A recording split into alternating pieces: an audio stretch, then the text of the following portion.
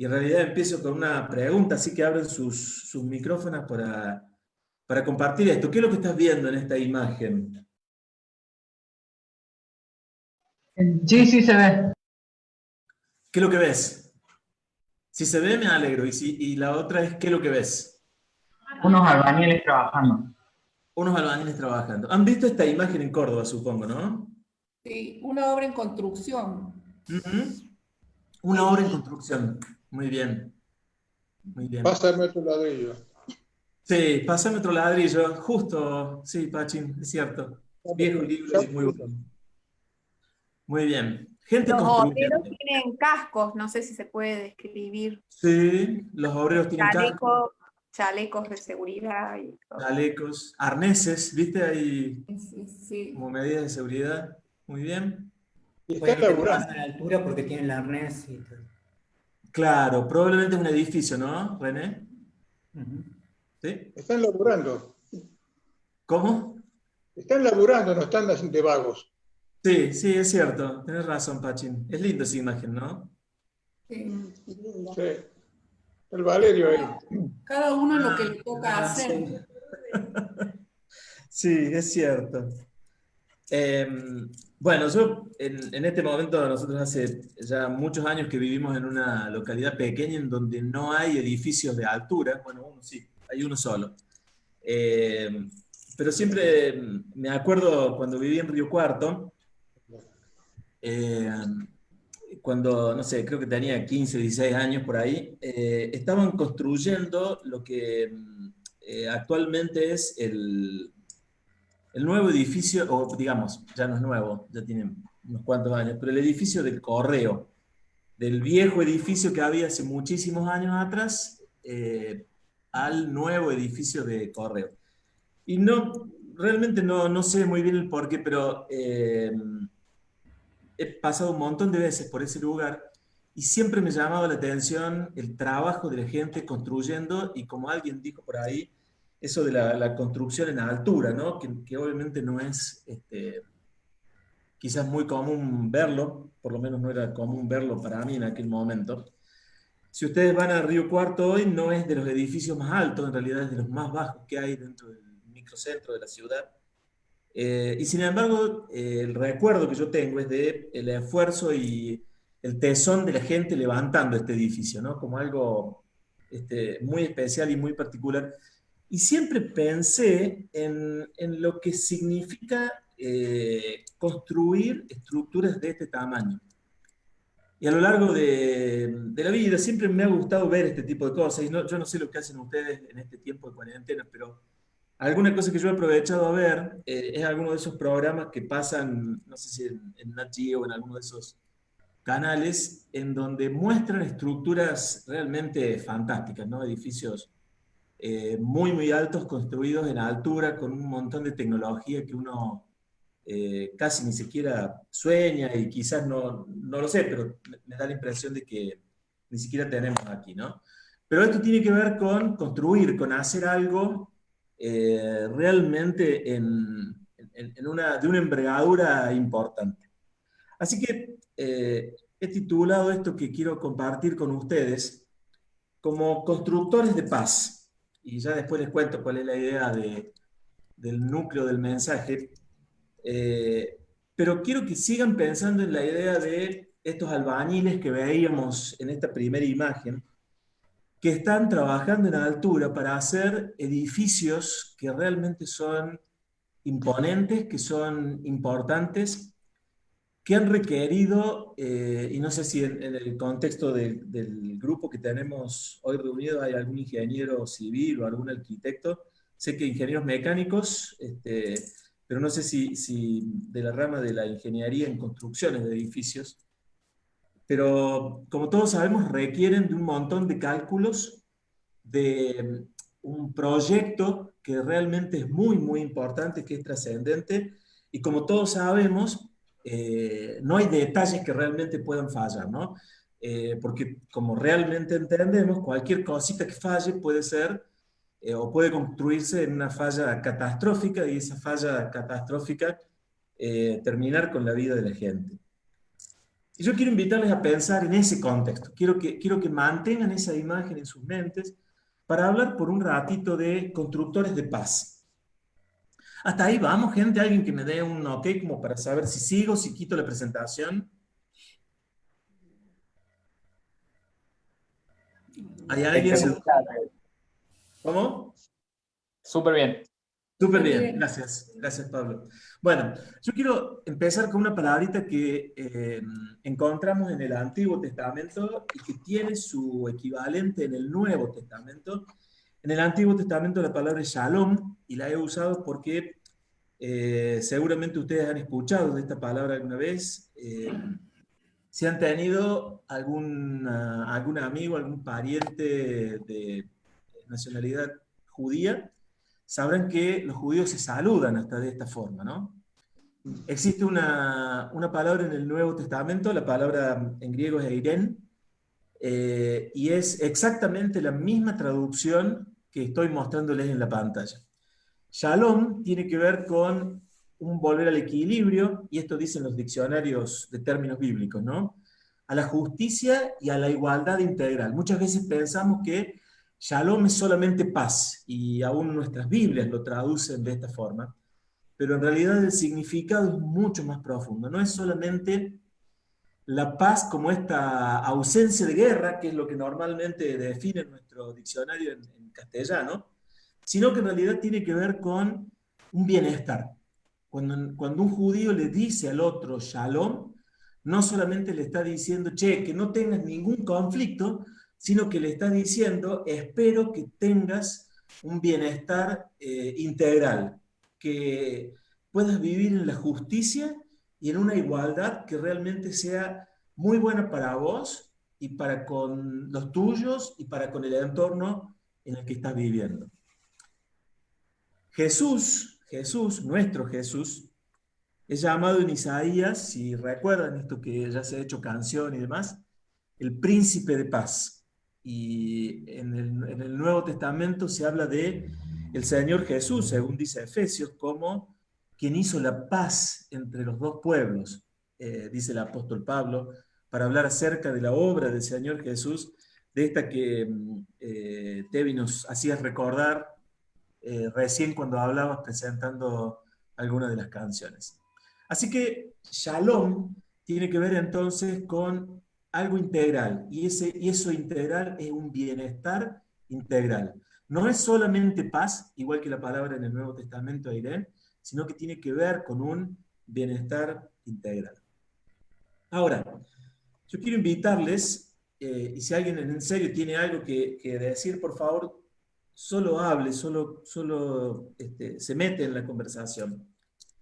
Pero yo quiero invitarles a reflexionar un ratito sobre un capítulo que está medio perdido en el Antiguo Testamento, pero que algunos eruditos dicen que probablemente el apóstol Pablo tomó en alguna medida como base para poder escribir lo que nosotros conocemos como la carta a los Efesios. Este capítulo es Zacarías capítulo 8. Zacarías fue un profeta de los que nosotros llamamos profetas menores, porque su libro es más bien corto, y entre tantas cosas interesantes que dice, divide su libro, su profecía, por decirlo de alguna manera, en varias partes, y una de estas partes es el capítulo 8. Así que el versículo 19 de ese capítulo dice lo que ustedes están observando en sus pantallas. Así dice el Señor, y este Señor es llamado como Señor Todopoderoso, ¿no? Fíjense, es Señor y es Señor Todopoderoso. No es cualquiera, es el Señor, no es un Señor venido menos, es un Señor Todopoderoso. Amén, no de amén, no tiene acento, amén de amar, de procurar, de desearla desde lo más profundo de nuestros corazones. Amen pues la verdad y la paz. Esta palabra paz es este término griego, de hebreo, perdón, en el Antiguo Testamento, que recién veíamos y que nosotros lo conocemos como Shalom. ¿Sí? Ahora, yo les decía que quería que se quedaran con la imagen de la construcción de un edificio y de todo lo que significa construir un edificio, desde generar este proyecto hasta llevarlo a la realidad, hasta poder hacerlo concreto. Porque en realidad, quiero contarles que este término paz, como Shalom y como Eren, es un término que atraviesa la Biblia, desde el Génesis y hasta el Apocalipsis. No es una palabra menor, no es un término menor. Es en realidad un término que se nutre en la Biblia a través de un montón de detalles, de explicaciones, de conceptos que Dios va dando. Y con esto quiero hacer referencia a algo que es similar a cuando los ingenieros y arquitectos proyectan un edificio, una gran obra. Dios Padre, Dios Hijo, Dios Espíritu Santo, en la eternidad pasada proyectó Shalom o Irén para toda la humanidad. Y eso obviamente nos incluye a nosotros, ¿no? Desde la antigüedad, antes de la creación del mundo, y yo creo que Dios no tenía plan A y plan B y plan C y plan D, tenía un plan, definitivamente, diseñó para nosotros, como seres humanos, que pudiéramos vivir en Shalom. Y este Shalom tiene al menos unas 3 patas que quiero compartir brevemente con ustedes. ¿Cómo podemos ser constructores de paz? ¿Cómo en este tiempo podemos estar desarrollando ese gran proyecto de Dios trazado desde la eternidad pasada, de construir la paz y de ser en este tiempo, en este momento en que nosotros vivimos, pandemia y cuarentena incluida, constructores de paz? Hay 3 aspectos que quiero compartir con ustedes, hermanos, según dice Zacarías capítulo 8. Y lo primero es esto que quiero presentarles en este momento. El primer aspecto tiene que ver con construir una paz con Dios. En aquella época, en donde el pueblo estaba fuera de la ciudad, el profeta dice, porque Dios dice, esto los haré volver para que vivan en Jerusalén, ellos serán mi pueblo y yo seré su Dios en la verdad y en la justicia. Y de nuevo esta frase, así dice el Señor Todopoderoso: cuando sus antepasados me hicieron enojar, yo decidí destruirlos sin ninguna compasión, afirma el Señor Todopoderoso, pero ahora he decidido hacerles bien a Jerusalén y a Judá, así que no tengan miedo.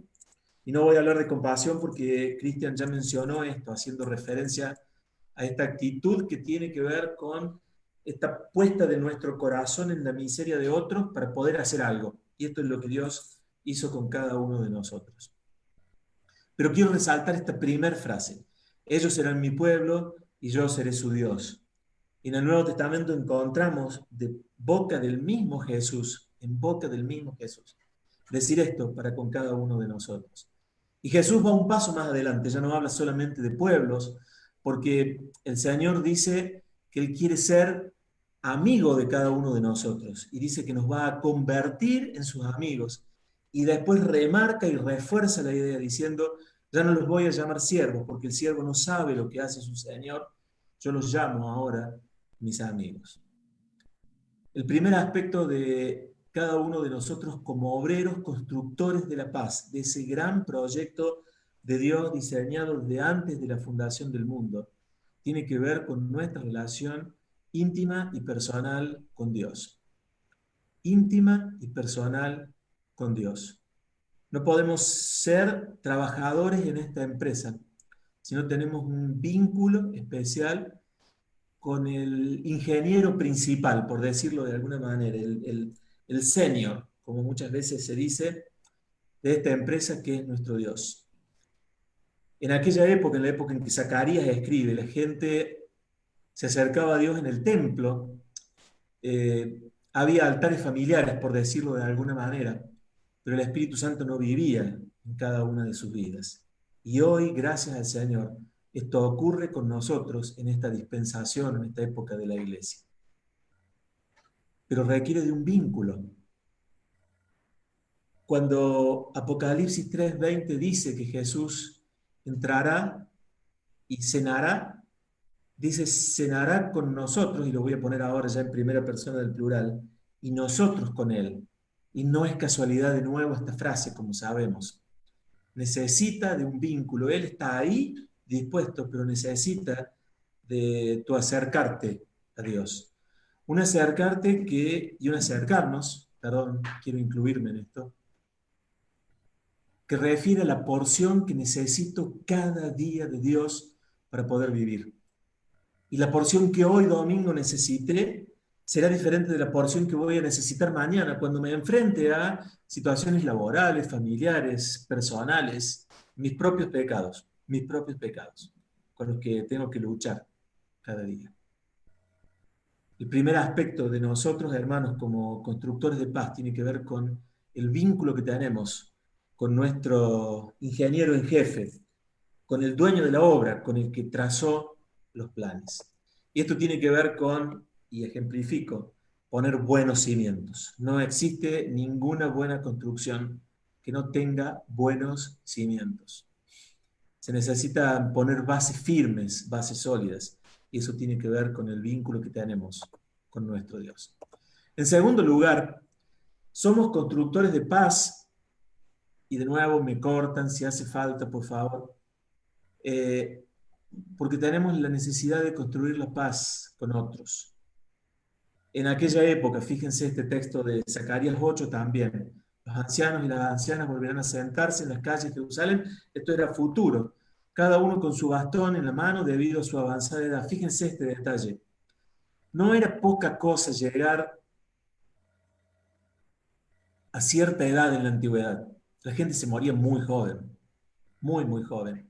Los que llegaban a los 60, a los 70, acuérdense el Salmo, ¿no? A los 70 ya era un triunfo y a los 80 ya resultaba pesado. Y sin embargo, hoy para nosotros llegar a los 80 años parece ser una realidad que cada vez es más común. Sin embargo, el profeta está diciendo que los ancianos y las ancianas volverán a vivir debido a su edad con su bastón y a sentarse en las calles. Y los niños y las niñas volverán a jugar en las calles de la ciudad.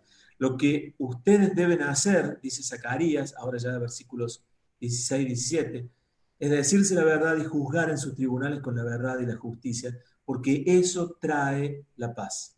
No maquinen el mal contra su prójimo, ni sean dados al falso testimonio, porque yo aborrezco todo eso, afirma el Señor. Así que la construcción de los primeros pisos de este edificio, de este gran edificio, tiene que ver con cómo construyo la paz con otras personas. Y construir la paz, y ahora voy a Efesios, para pensar en algunas cosas que Pablo dijo, tiene que ver con la paz que se construye en el ámbito de mi hogar. Y varios de los que vi en los retratos de la diapositiva conforman familias. Y esto tiene que ver con los vínculos que establecemos con nuestras esposas, esposas con esposos y del otro lado también. Pablo es muy claro con relación a esto, hermanos, y es muy directo en lo que dice, pero construir la paz tiene que ver con construir relaciones sanas en un sentido bien completo entre cada uno de nosotros. Construir la paz tiene que ver, mis queridos, con la relación que establecemos con nuestros hijos y a su vez de nuestros hijos para con nosotros.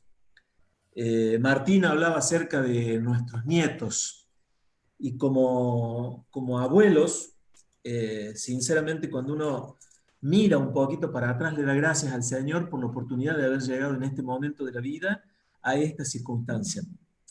Pero voy a ser muy honesto y muy sincero con ustedes. Antes de llegar a esta circunstancia, he tenido que pedir perdón a mis hijos por las cosas que en más de una ocasión, yo los he ofendido. Los he tratado mal, he pensado mal de ellos, he actuado no con una actitud amorosa, sino pareciéndome a una lija frotada sobre la piel sensible de un niño. Y quiero decir con esto, quiero representar con esto como más de una vez, y perdón por esta frase, les saqué ronchas, les generé escoriaciones en sus propias vidas, que después requirió tiempo y esfuerzo de cada uno de ellos para poder recuperar.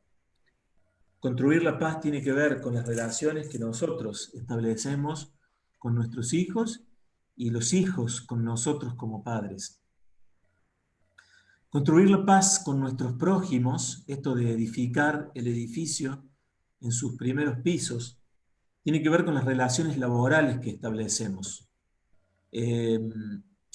Sé que varios de ustedes son empleados, pero también sé que varios de ustedes dentro de los puestos que ocupan en sus lugares de trabajo, en sus empresas, les toca, como nos toca a nosotros con Mónica, ocupar posiciones de liderazgo. Y más de una vez me he acostado pensando en qué le dije a mi supervisado, a la persona a la que lidero, a la persona a la que debo tratar de una manera correcta. Ustedes saben que en la mayoría de las escuelas, la gran población resulta ser femenina. En una escuela técnica en la que trabajo hay un porcentaje importante de varones, pero hay muchas mujeres, y particularmente en una parte especial de un área de mi trabajo hay muchas mujeres. Y ustedes saben, hermanos varones, que con una muy pequeña frase o un gesto uno puede herir a alguien del otro género, porque bueno, son más sensibles, porque hay días especiales, porque hay un montón de cosas. Y ustedes lo saben y todos lo sabemos. Y en algún momento también he tenido que pedir perdón por aquellas cosas que uno ha hecho mal, porque no sería un buen constructor de paz. No estoy trayendo bienestar a la otra persona. Y eso no implica que tenga razón o que no la tenga, o que tenga que cumplir con ciertas órdenes y todo lo demás. Está bárbaro, pero hay maneras y maneras en las cuales podemos decir las cosas. Y en general con el prójimo, ¿no? El cliente, el vecino y tantas otras personas.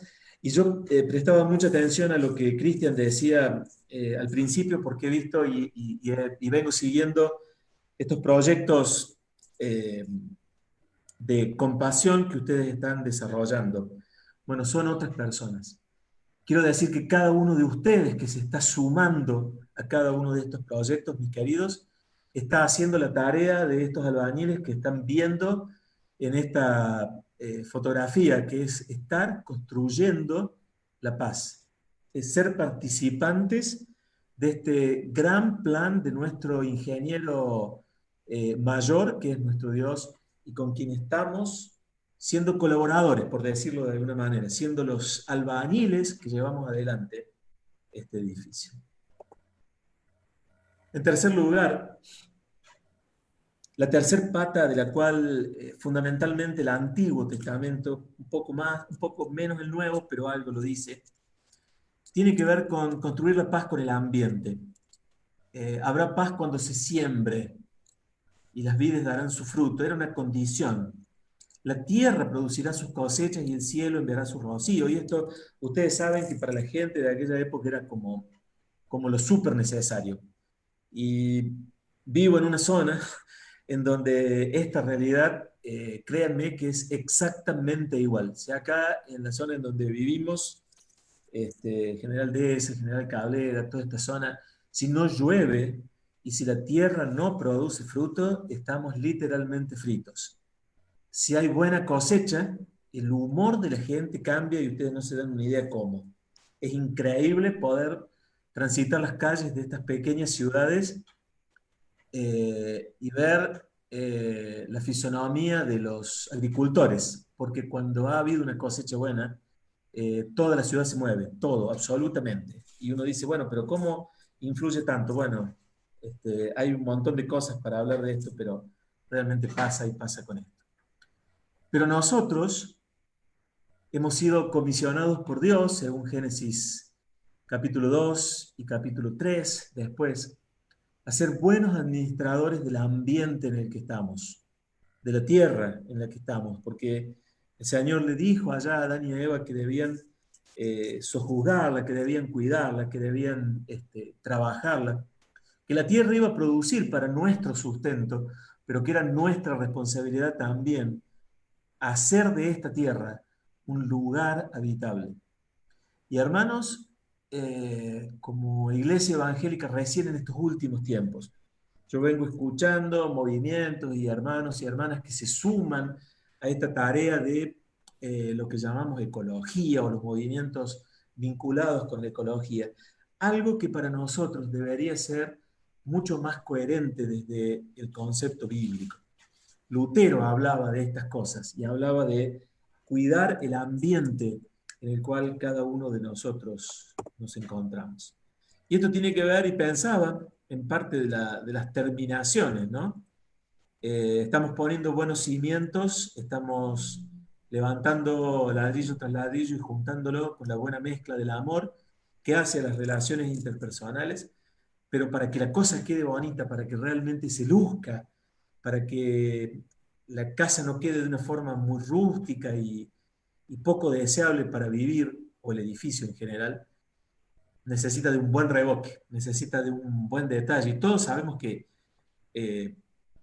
no todos los albañiles hacen esto, pero los buenos albañiles logran buenos acabados que parecen detalles increíbles, cosas muy lindas. Y creo que esto tiene que ver con nosotros como constructores de paz. Así que en una mesa de 3 patas, cada uno de nosotros somos llamados a construir nuestra paz con Dios. Dios hace todo lo que puede, pero hay una partecita que te toca, me toca. Dios quiere que estemos y que vivamos en paz, y esto tiene que ver con este bienestar integral del cual hablaba recién, como se traduce la palabra shalom, con otras personas. Esto es parte de la pata de la mesa, nuestro vínculo con otras personas.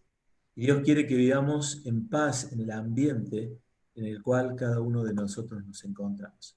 Y como mencionaba al principio, y ahora sí para ir cerrando esta idea, Jesús fue, mientras estuvo aquí en la tierra, un excelente constructor de paz. Jesús fue ejemplo de albañilería para cada uno de nosotros.